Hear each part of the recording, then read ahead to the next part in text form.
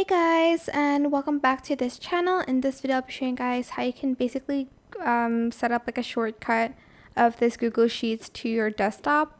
So select the three dots. I'm using Microsoft Edge.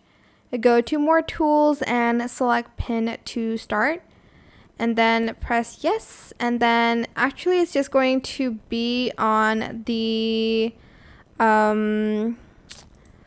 like start taskbar. You can like add that there, because I don't know why you cannot like pin it to the desktop page anymore. So that's the new update.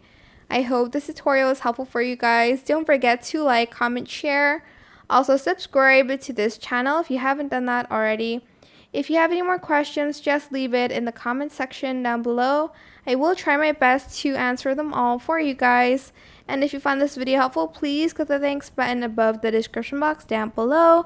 Thank you so much for watching. Bye!